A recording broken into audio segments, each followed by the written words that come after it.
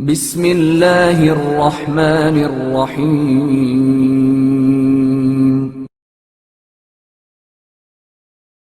برا ہمسایہ۔ حضرت سعدی رحمۃ اللہ علیہ بیان کرتے ہیں کہ ایک بار میں نے ایک مکان خریدنے کا ارادہ کیا۔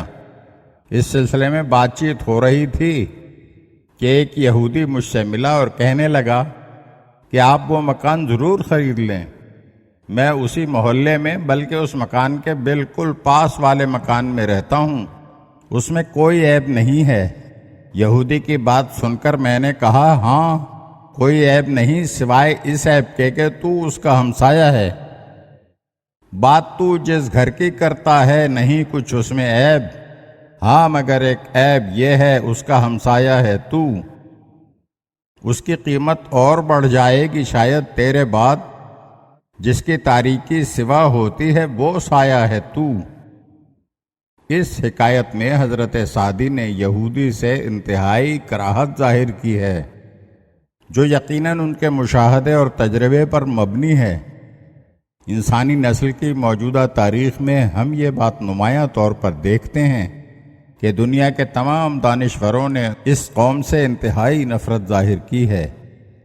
یہ نفرت دراصل کسی تعصب کی وجہ سے نہیں، بلکہ اس فلسفہ زندگی کے باعث ہے جو اس قوم نے اپنا رکھا ہے۔ اگرچہ یہود نسلی طور پر حضرت یعقوب علیہ السلام اور حضرت موسیٰ علیہ السلام جیسے جلیل القدر پیغمبروں سے ہم رشتہ ہیں، لیکن انہوں نے اپنے مذہب اور اپنے کلچر کو کچھ اس طرح مسخ کر لیا ہے کہ پیغمبروں کی تعلیمات سے ان کا ادنا سا رشتہ بھی باقی نہیں رہا۔